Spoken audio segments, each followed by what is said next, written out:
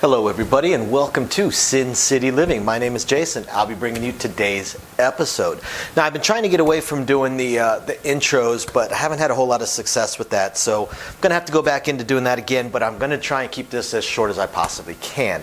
I apologize for how infrequently we've been posting videos the last few weeks. Been working a whole bunch of extra shifts, and then I went in and had eye surgery, so I've been recovering from that and still am.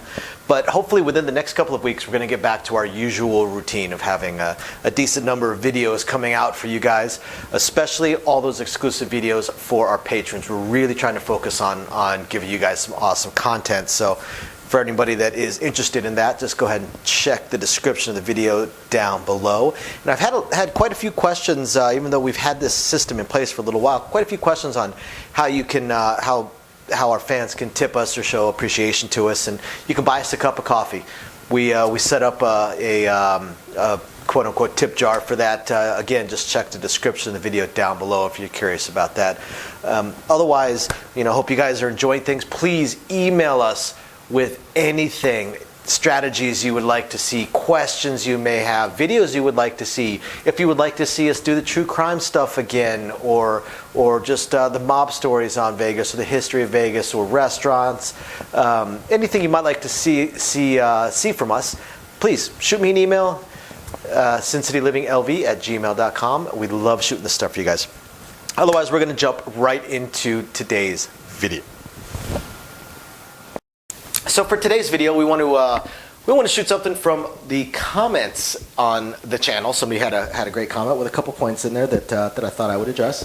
And the comment was from William, and he talks about his strategy. He likes to shoot for getting paid a purple $1,000 chip by the third hit, on the third hit. And he primarily plays the 6 and 8. He says he starts out with 210 on the 6 and 8. Okay, so that's 420 in action.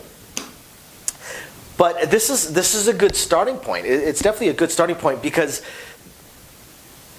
this covers right here. This covers 10 of the 30 non-losing combinations of the dice. You've got a 1 in 3 chance, if you're not losing, to hit one of your numbers, right? And all he really wants to do is hit 3 times. So the first time he hits, 210 is going to pay 245.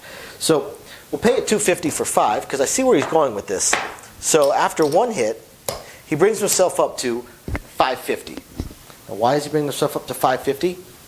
Because on the second hit, he gets paid 5 1/4. This goes up to 900. Go up to 900. Because the third hit, he's going to be getting that $1,000 chip. He pays $1,050. So 3 hits. It's the third hit. He's same bets. Gets paid $1,000. Now after that, then you keep you keep pressing and or expand out. And it sounds like he expands out based on the other question in the comment. By the way, for any of our patrons out there, just email me on that site with any questions, suggestions, ideas, strategies, and I'd be happy to film it as exclusive content just for that site. We can add to the rest of our exclusive content that we put out there. So that was the first part of his strategy, is talking about that. But then his question is, and it's an interesting question. He asks, at what point should he think about buying the 5 and 9 instead of placing it for $300? Okay. So first thing I want to look at is, I wonder if he power presses this. Okay, because 300 pays 420. Now, not quite enough to go to 750. 750 is where you would get paid that $1,000 chip. Right? So I'm going to guess maybe he just goes to 500. Then after 500, he can press it up to 1,000, and so then the third hit after that, he's going to be getting paid his yellows. So he's wondering when it makes sense to buy it. And he also asks if it ever becomes an auto buy here in Vegas or in Atlantic City. Now, I can't speak for Atlantic City, but I highly, highly, highly doubt it becomes an auto buy. Right? So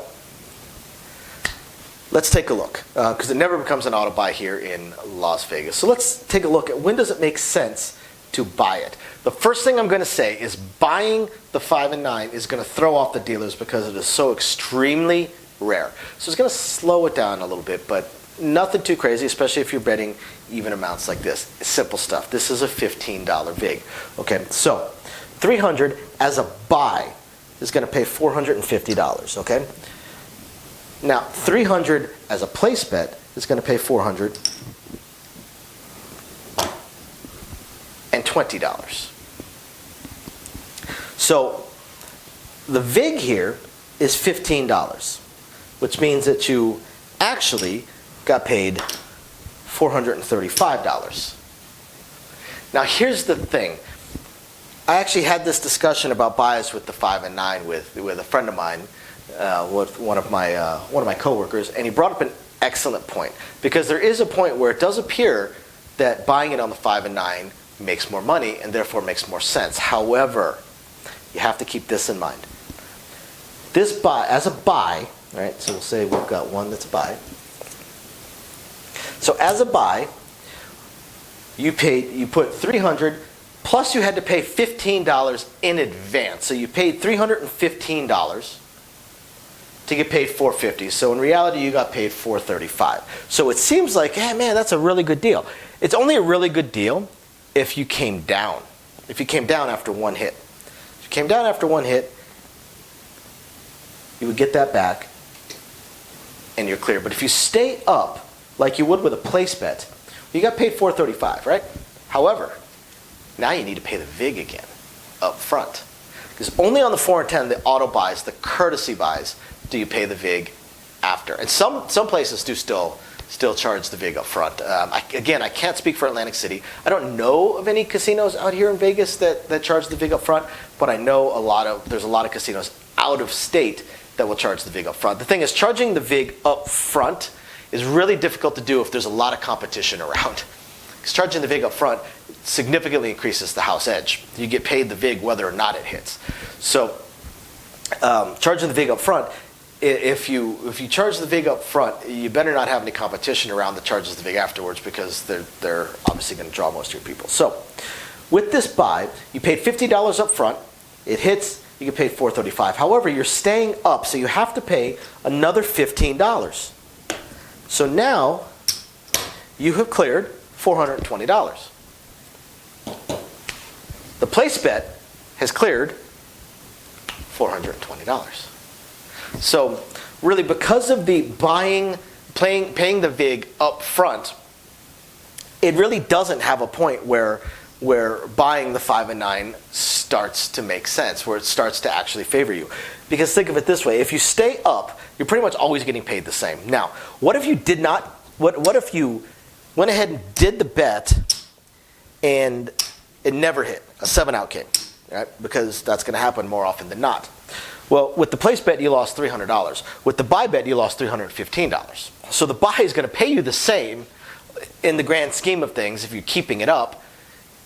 But on a quick 7-out, you actually lose more than you would on the place bet. So there's your answer, William. There really is not a point where buying the 5 and 9 is going to make sense unless you're paying the VIG after it hits. Pay the VIG after it hits. Now you're making an extra $15 more on a hit than you would as a place bet. So I hope you guys find this interesting, illuminating, enlightening. Thank you very much, William, for the comment. I appreciate having something I can shoot for you guys. We will catch you guys next time. Bye now.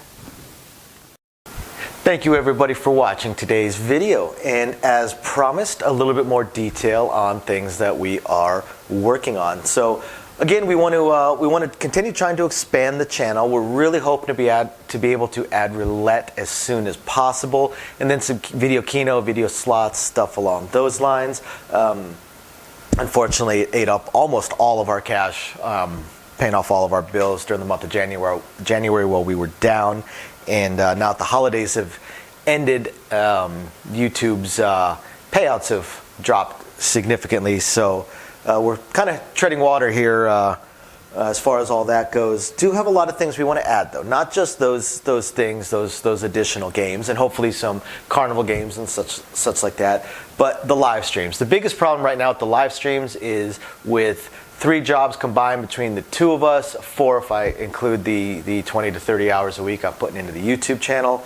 It's very, very difficult for me to have a day and time that I can commit to doing the live stream every single week, because we also have our very young child to to take care of. But I'm trying to figure that out. I'm thinking it's probably going to end up being on Monday nights or Tuesday afternoons, or possibly both. I intend to do at least one live stream exclusively for our patrons, and then another one on the YouTube channel. So possibly both days.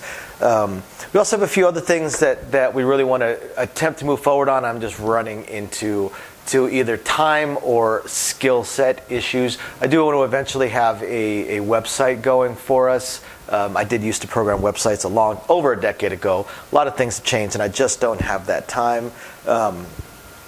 And not a whole lot of knowledge on the current state of building websites, hosting what sites can host, and how to build up the e-commerce stuff. So if anybody has any skill sets along those lines and would like to answer some questions or just help us out, shoot us an email, sincitylivingLV@gmail.com.